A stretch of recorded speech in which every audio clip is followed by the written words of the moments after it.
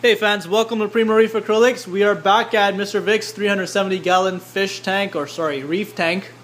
Fish tanks is associated with mostly just fresh water, but we have a saltwater reef tank that's in the process. We filled in water, rock, and aquascape has been done to about 80%. The rest of the 20% rocks will be transferred over from the other beautiful 120-gallon tank that's in the other room. So it's a slow process. It's a very patient process that we all have to go through.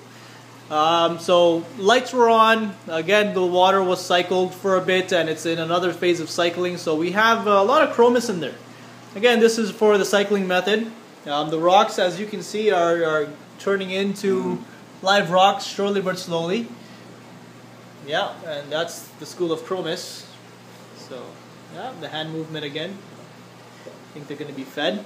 But yeah, everything is working out well. We have two MP60s on either ends of the tank. We got the MP40s on the back, and then we got the two 1-inch returns, which still in the process of deciding what to do on them, meaning to have more of a lower profile where we can just make it hide it a little bit, really yeah, aesthetic, just hide right? it, exactly, yeah. It's more aesthetic, but the problem is that if you do anything other than that, you have to consider the fact that you might be restricting flow, which we don't want to do as well. Yeah. So it's a bit of a balancing act.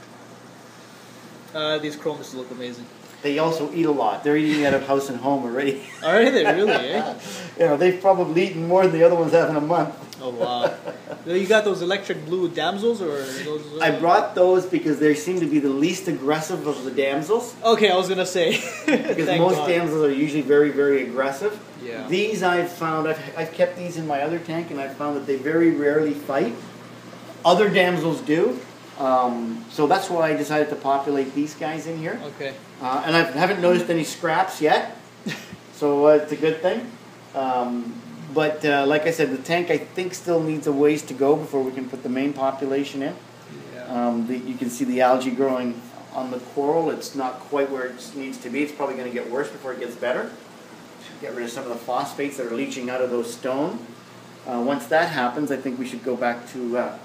we should minimize the algae blooms, and we might be able to bring the livestock in. I see that you have three AIs. I get three more AIs, on the other side. I got 6, but I need 3 for the other tank, so I can't kill the corals in the other tank. So I've had to only go with half here. Plus I've got the large T5 at the back, which I had before, so I might as well use, right? Exactly. Oh, well, everything's looking fantastic. These chromis are just amazing. They're crazy, aren't they? They're just amazing. Yeah, they eat a lot. They do eat a lot, I'm telling you. They're hungry all the time. But yeah, I love the aquascape. I mean, obviously there's more rocks coming in here, so we're going to aquascape it even more. Yeah, there's kind of a couple of void areas there that we're going to try to fill in. Yeah. A lot of people are really... They're debating between a black background or a reef background, but I think, you know what, with the background that you have on there, it really shoots out the depth of the aquarium.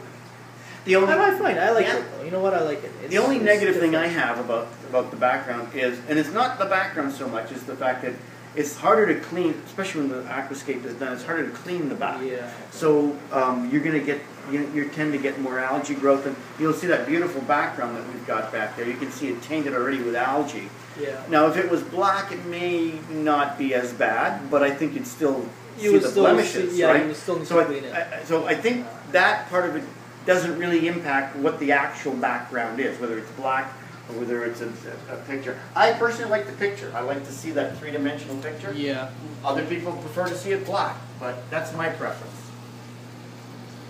This is just to give everybody a side view on this.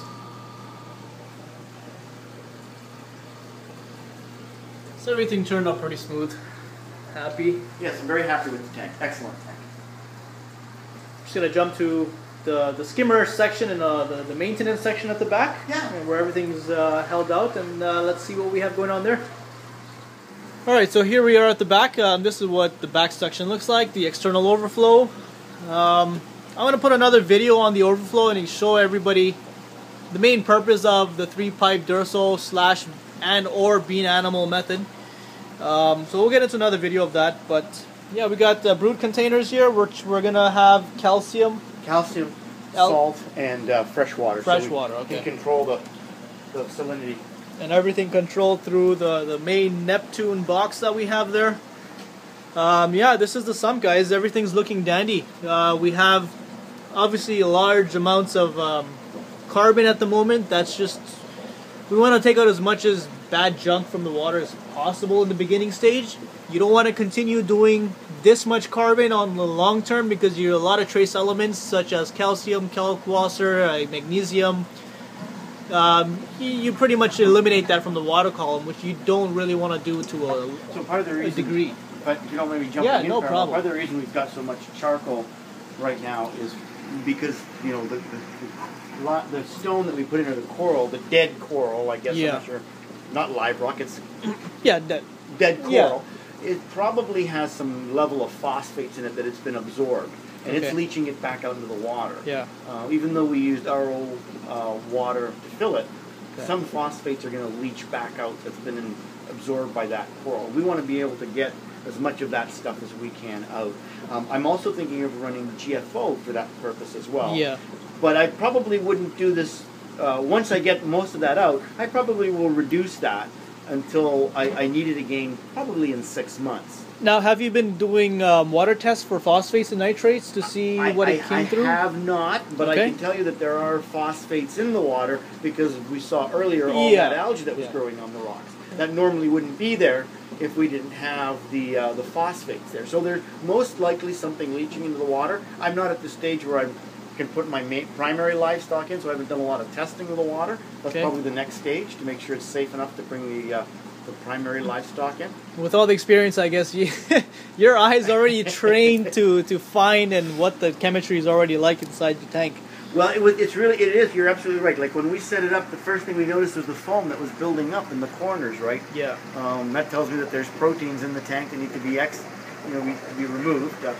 So you can almost tell by just looking at the water whether it needs something.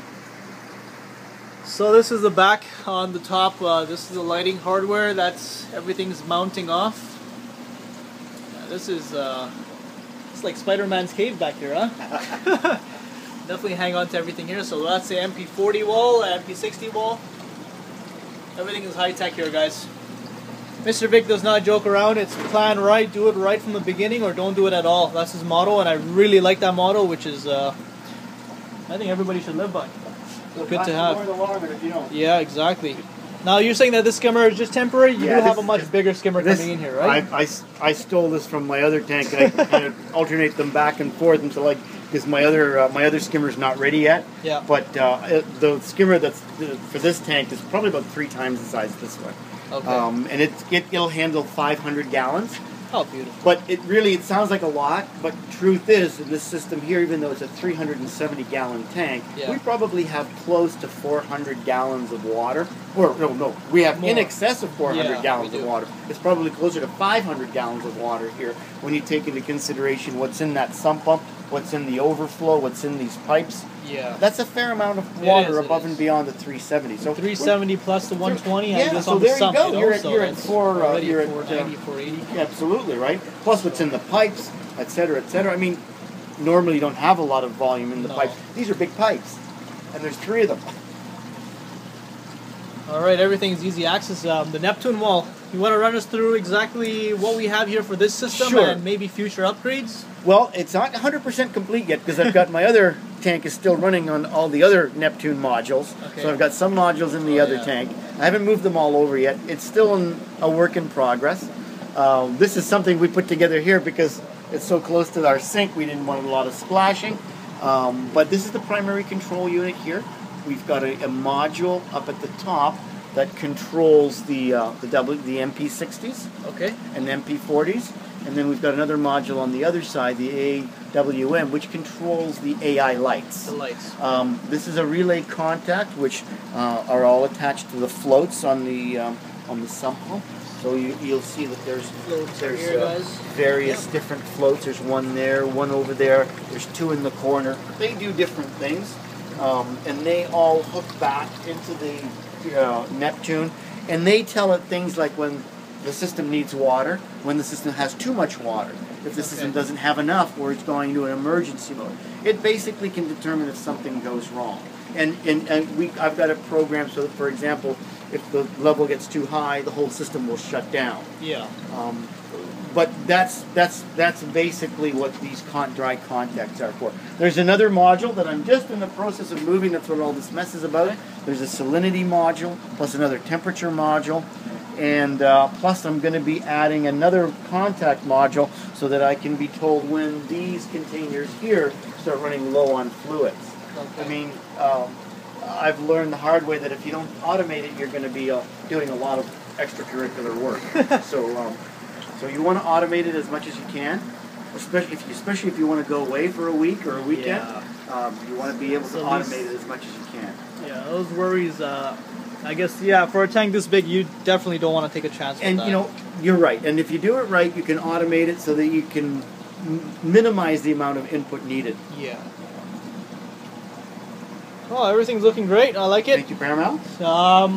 I guess we still have the wall to construct in front of the tank. Yeah, to make it look a little bit prettier than it is. We should be able to do one last video when everything is complete. Right. And we want to do one on the overflow, I think. And the overflow, yeah. We'll get into the future for that. And yeah, we'll do the overflow on the main plumbing system. I guess the plumbing we ran through last time. Probably went through sometime, yeah. And you know, we could probably go over it one more time when we do the overflow. Yeah, it'll make a lot more sense once you see where the water's coming from and going to. Refugium, did you put any copepods or anything inside yet or no? Basically, I took the guts, or the large majority of the guts of my other Refugium from the other tank. So right now it's literally brought the water and the sludge from underneath it and threw it in. Caused a bit of grayness and cloudiness in the tank for a few days, but I'm pretty sure that we got most of the microscopic creatures running and going. In fact, you can't see it because of the flow, but there's actually sponges already starting to grow in that. Oh, really? Eh? Right there. There's a sponge right there. Oh, that big one. Yeah. Purple sponge. Yeah, there's a lot of stuff that's. Yeah, I don't think you'll be able to get it with the camera there, but there's a lot of creatures in there already.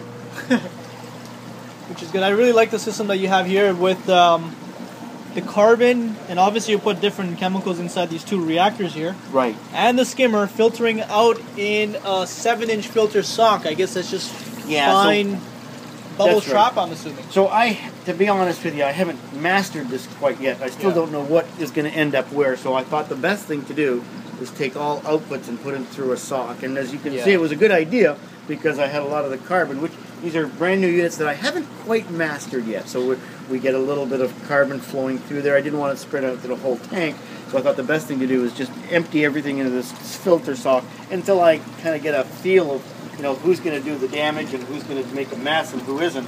The objective would be ultimately to get water. This is going to be eventually one will be carbon, one will be GFO. There's actually a third one which will be biopellets. Yeah. Biopellets will be a little bit different. They'll pull water from. I don't know if you can see that there, but there's a third pump. Yeah, third pump. Third pump. That pump will be brought out, and the biopellets, rather than putting it forward, it'll actually put it backwards. The reason behind that is a lot of the debris that comes from biopellet reactors, you want to go through the protein skimmer again.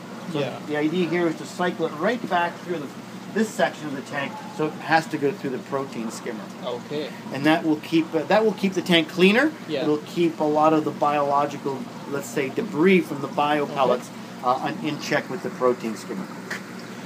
Most of this is temporary because, like you said, this is not the right protein skimmer. You can see I've got hoses for kind of going everywhere right now. It'll be a little cleaner once I get it finished up, but it's still a work in progress. Still a work in progress. There's a lot of stuff to do here, guys. There's still a lot of stuff to do. You're right. For all you reefers out there, you know what? Me and Mr. Vic were talking about this last time.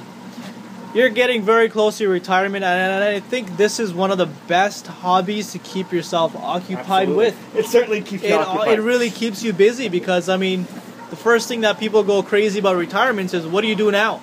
And a lot of people get back into work because they don't want to sit at home all day long. But this is, and for anybody from, I guess, when you're in your teens to any stage in your life, I guess aquariums really keep you on your toes, keep you busy. They keep you busy.